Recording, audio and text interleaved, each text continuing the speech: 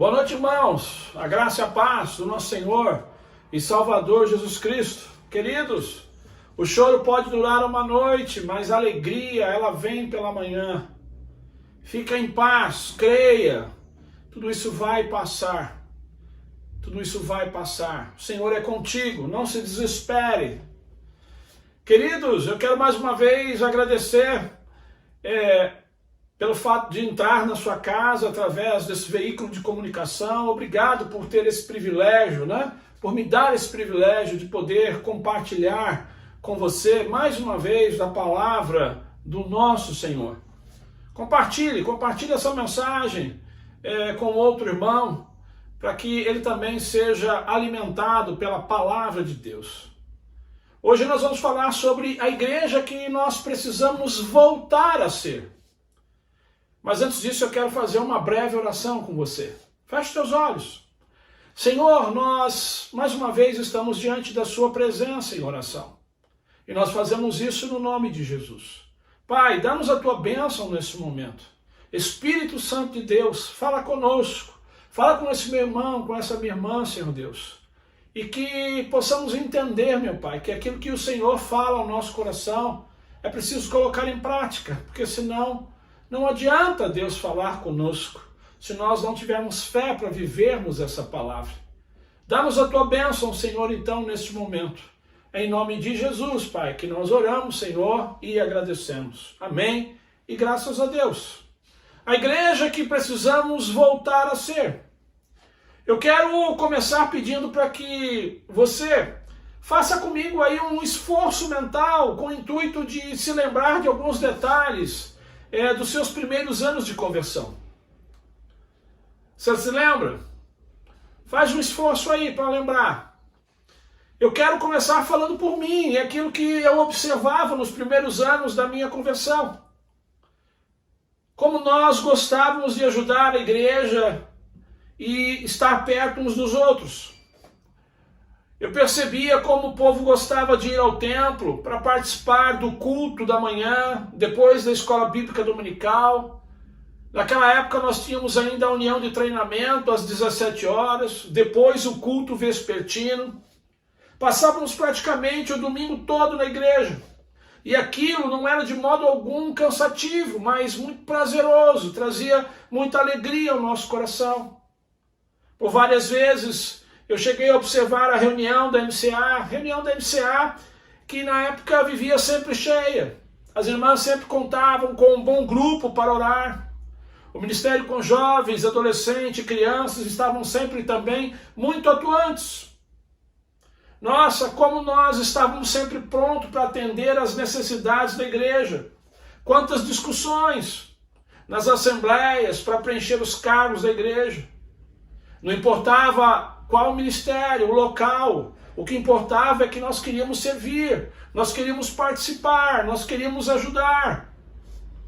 Havia também sempre disposição para o evangelismo, porque nós queríamos ver pessoas sendo salvas.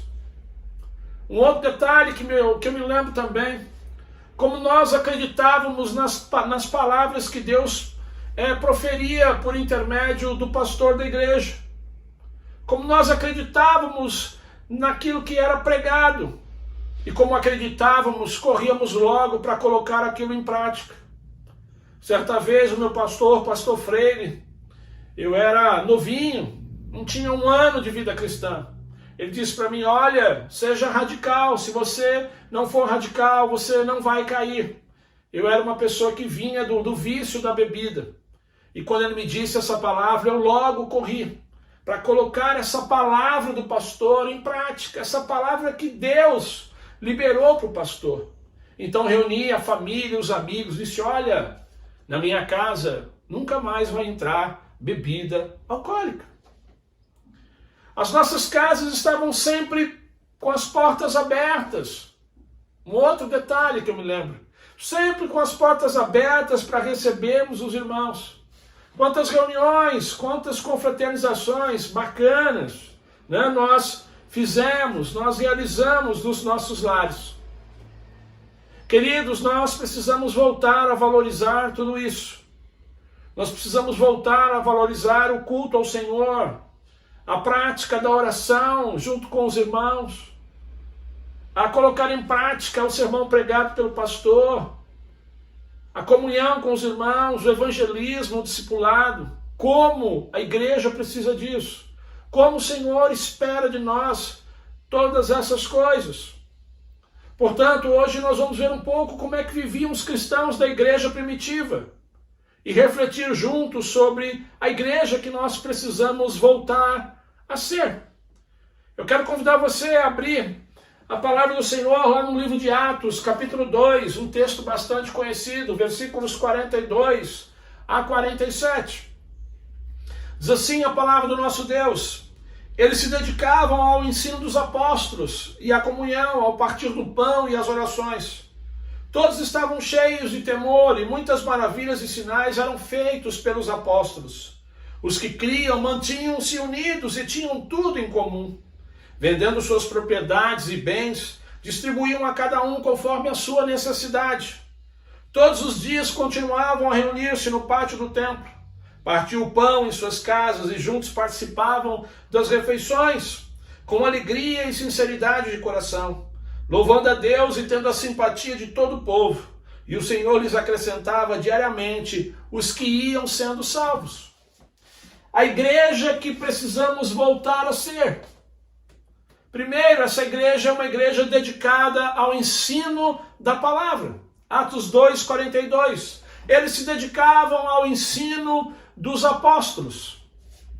À medida que a igreja crescia, à medida que a igreja se desenvolvia, os apóstolos eram os responsáveis por compartilhar e ensinar tudo aquilo que eles haviam aprendido com o Senhor Jesus, sobretudo o Evangelho, com o intuito de dar cumprimento à grande comissão, Mateus capítulo de número 28.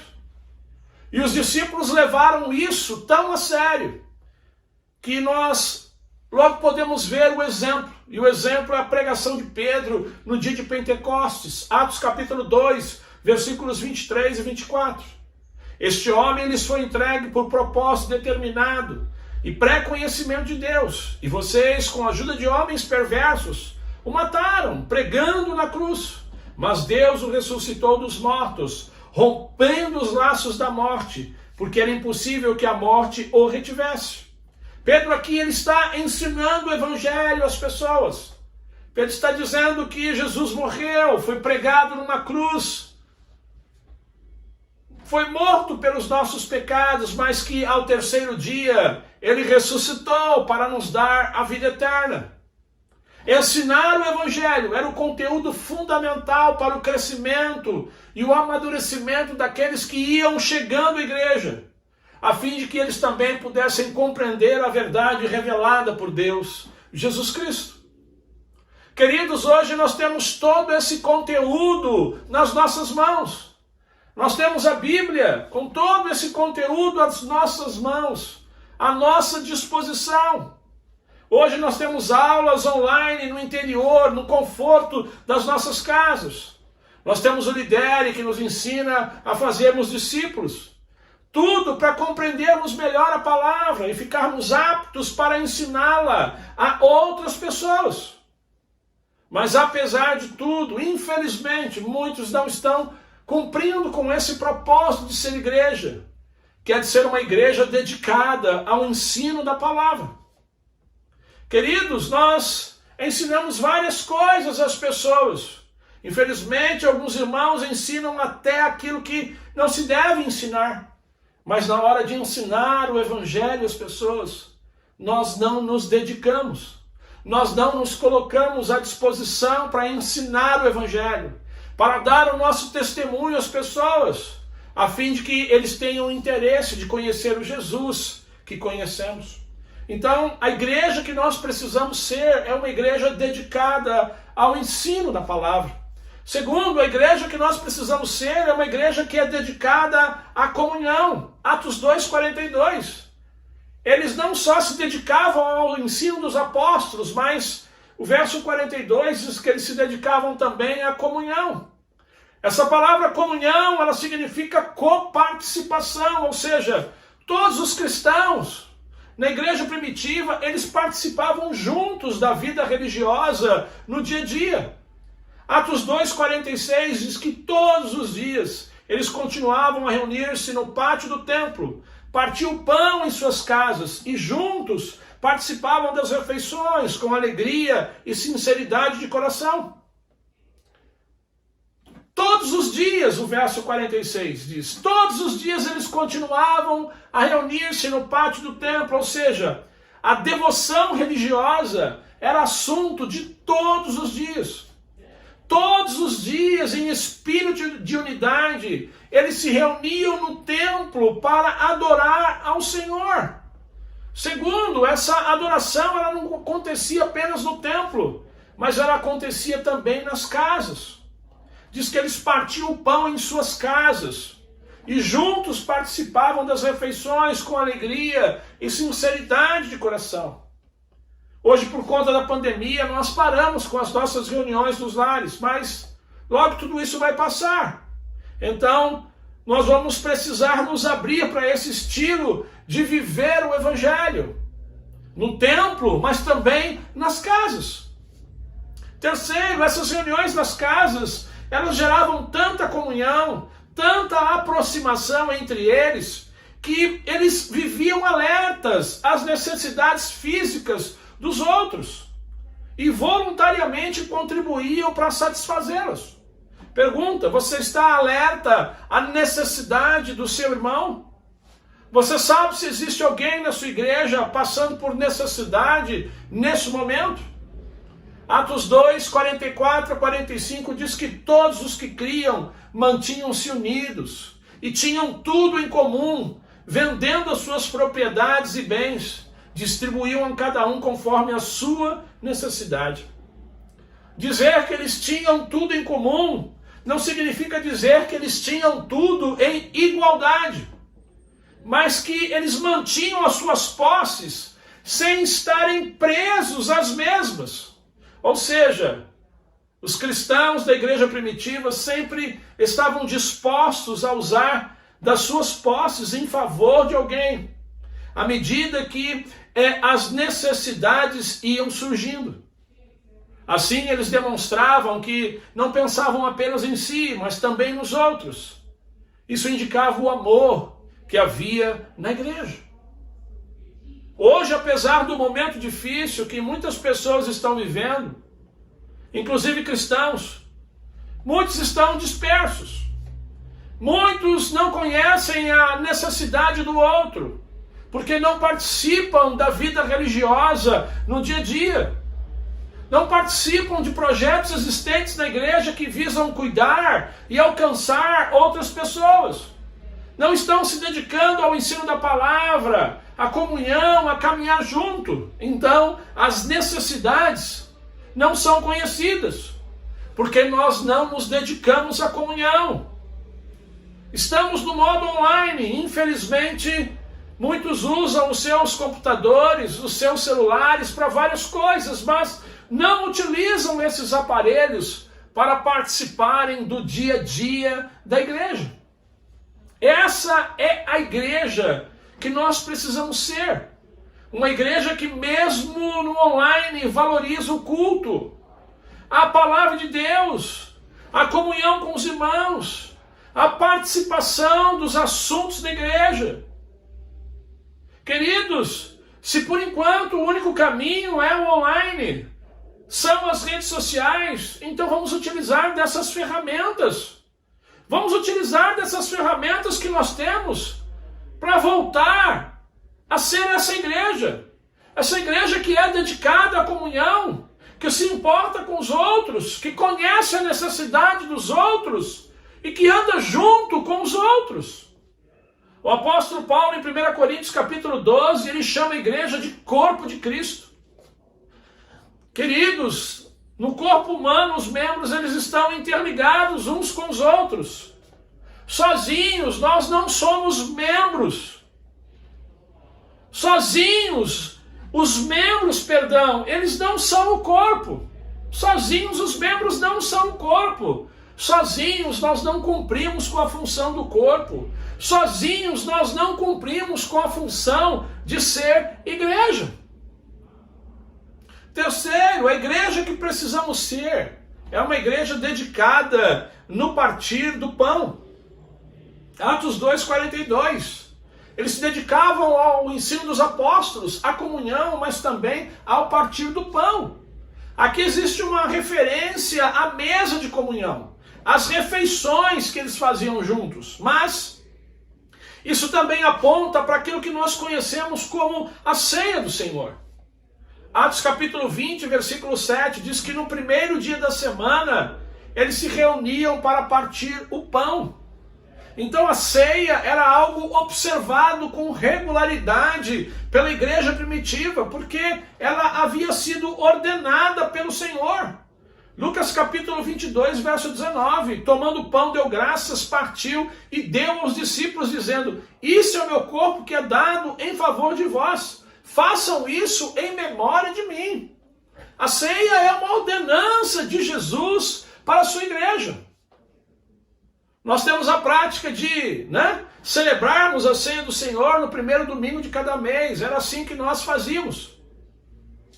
Mas, nesse momento, nós estamos aguardando o momento de voltar no presencial, para voltar a praticar essa ceia. Porque era assim no início. Havia dedicação na participação da ceia, havia alegria no momento da ceia, havia vontade de participar da ceia do Senhor. Sabe por quê?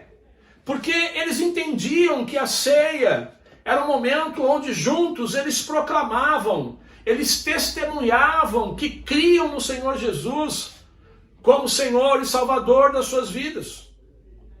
1 Coríntios capítulo 11, versículo 26, Paulo diz: porque sempre que comerem deste pão e beberem deste cálice, vocês anunciam a morte do Senhor até que Ele venha.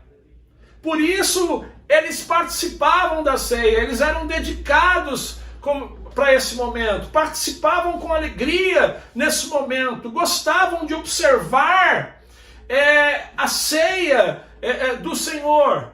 Porque naquele momento eles estavam dizendo assim: olha, Jesus, que representa esse pão, Jesus foi morto por causa dos meus pecados. E o sangue de Jesus, representado por esse suco, por esse vinho, o sangue de Jesus foi derramado para expiar, para perdoar, para cobrir todos os meus pecados. Nós precisamos ser uma igreja dedicada, irmãos, no partir do pão. Porque uma igreja, quando é dedicada no partir do pão, é uma igreja que não se cansa de dizer que Jesus é o seu Senhor e seu Salvador. Quarto e último, precisamos ser uma igreja dedicada à oração. O mesmo verso, Atos de número 42, diz que eles se dedicavam ao ensino dos apóstolos e à comunhão, o partir do pão e as orações. Queridos, a igreja de Atos é um exemplo para nós em muitos sentidos. Uma igreja que conseguiu, como o texto diz, a simpatia do povo, que cresceu numericamente falando, porque era uma igreja que também considerava a oração em público ou em particular algo muito importante. Atos 1, versículo 14, diz que eles se reuniam sempre em oração. Atos 1, verso 24, diz que antes de tomarem as decisões, eles buscavam o Senhor. Atos capítulo 3, verso 1, revela que a oração era algo tão importante que os judeus tinham 3 momentos no templo, diariamente, só para orar. Eles oravam na 3ª hora, na 6ª hora e na hora 9ª. Por isso, em Atos 3:1, Pedro e João, convertidos a Jesus agora, continuavam a observar esses períodos de oração, porque eles sabiam da importância de estarem diante do Senhor em oração. Atos capítulo 6, verso 4, diz que a liderança naquela época entendia a importância de se dedicar à oração. Atos capítulo 12, verso 5, diz que diante das dificuldades havia oração intensa por parte da igreja. Atos 16, versículo 13 e 16, diz que nas viagens missionárias eles saíam à procura de um lugar onde pudessem orar. Queridos, hoje nós temos uma dificuldade tremenda quando o assunto é oração. Quando estávamos no presencial, se tivesse uma programação, por exemplo, com um cantor, uma cantora famosa ou famosa, um louvor de muita qualidade, no presencial, há um passado bem recente, as pessoas corriam para lotar os templos. Os irmãos atravessavam a cidade para participar de determinadas programações que algumas igrejas faziam por aí. Mas quando o assunto é oração na igreja local, na igreja da qual nós fazemos parte, ou até mesmo na casa de um determinado irmão, dá tristeza em perceber como muitos tratam a oração. Com descaso, não revelam interesse, dão desculpas para não participarem. Não existe unidade em torno do assunto chamado oração. Mas eu louvo a Deus pelos irmãos que estão participando das vigílias. Vigílias que nós estamos fazendo a cada 15 dias. Elas são online, no conforto das nossas casas. Mas infelizmente são sempre os mesmos. Uma minoria que tem participado. A igreja que precisamos voltar a ser é uma igreja que se reúne para orar, que está aberta para reunião de oração. É uma igreja que é dedicada à oração, é uma igreja que pratica oração. Tiago capítulo 5, verso 16, ele diz: orem uns pelos outros para serem curados. A oração de um justo é poderosa e eficaz. Pergunta: qual o valor da oração na sua vida? Qual o valor da oração na sua vida? Você é alguém que tem procurado estar com o Senhor no lugar secreto? Muitas vezes nós ouvimos alguns irmãos dizendo assim: eu só posso orar. Não! Você tem que dizer: eu posso orar. Diante de uma situação difícil, de enfermidade, de caos, você tem que dizer: eu posso orar. Por quê? Porque Tiago diz que a oração ela é poderosa. Por quê? Porque ela produz efeito. Ele diz que ela é eficaz. Por quê? Porque ela produz o efeito desejado. Então não diga: eu só posso orar. Diga: eu posso orar. Eu vou colocar essa causa diante do Senhor. Porque o Senhor continua o mesmo. Deus pode fazer infinitamente mais, a palavra diz, do que tudo que nós pedimos ou pensamos. Quantas vezes eu e a minha esposa, nós oramos e Deus produziu o efeito desejado. Quantas vezes nós estávamos precisando de uma oferta para pagar uma conta de luz, para pagar uma prestação de um carro, e as pessoas batiam na nossa porta, dizendo que o Senhor havia pedido para entregar determinada quantia para nós. Ultimamente, nos últimos anos, quantas vezes nós oramos em favor da Rose, e Deus atendeu, colocando um profissional dedicado no caminho dela, liberando remédios de alto custo, sem que a gente precisasse entrar na justiça para receber tais medicamentos. Qual o valor da oração na sua vida? Qual o valor da oração na sua vida? Querido, a oração é poderosa porque ela produz efeito. Ela é eficaz porque produz o efeito desejado. Mas eu quero me estender aqui. É muito difícil você orar com sucesso por todos. É muito difícil você se lembrar de orar por todos. Porque muitas vezes nós nos esquecemos de determinadas pessoas.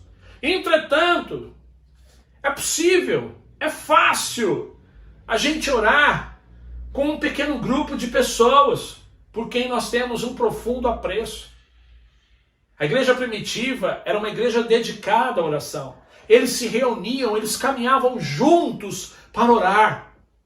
Então, mesmo caminhando no modo online, eu creio que nós temos condições de orar uns pelos outros.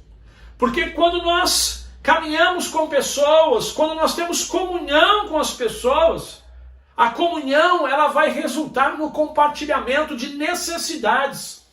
E essas necessidades, então, serão objetos das nossas orações. Eu quero concluir. João capítulo 17, verso 20. Uma oração de Jesus. Olha o que ele diz. Minha oração não é apenas por eles. Eu rogo também por aqueles que crerão em mim por meio da mensagem deles, para que todos sejam um, Pai, como tu és em mim e eu em ti. Jesus está dizendo assim, eu não oro só por esses discípulos, mas eu rogo por aqueles que crerão em mim. Então Jesus já estava orando por mim, Jesus já estava orando por você, há mais de 2000 anos atrás. Mas quando nós olhamos para a vida de alguns irmãos hoje em dia, a minha percepção é que essa oração que Jesus fez, ela ainda não foi ouvida. Porque, segundo essa oração feita por Jesus, a vontade de Deus é que seus filhos vivam em profunda comunhão, para que todos sejam um. Jesus ora para que todos andem em comunhão. Ou seja, ele ora para que todos experimentem de uma coparticipação. Aonde? Na pregação do Evangelho, no ensino da palavra, no testemunho aos perdidos, nas reuniões presenciais ou online agora, no suprimento das necessidades dos irmãos e amigos, na ceia, nas vigílias, nos momentos em que nós nos reunimos para orar. Irmãos, Jesus veio a este mundo para salvar o perdido. E a igreja primitiva, ela viveu uma ampla e profunda comunhão no dia a dia para cumprir esse propósito de salvar almas. Atos 2,47, louvando a Deus e tendo a simpatia de todo o povo, e o Senhor lhes acrescentava diariamente os que iam sendo salvos. Querido, eu espero que você, que a igreja, reflita sobre a igreja que você tem sido. E se for o caso, se arrependa e responda de maneira positiva à oração feita por Jesus em João capítulo 17, verso 20, onde ele pede que todos nós sejamos um. E aí então, volte a caminhar junto, volte a andar em unidade com o corpo de Cristo. Que Deus nos abençoe, para que possamos ser a igreja que precisamos ser. Deus te abençoe. Que a graça do Deus Pai, o amor do Deus Filho e as doces consolações do Espírito Santo de Deus permaneçam com todos nós desde agora e para todos sempre. Amém e graças a Deus.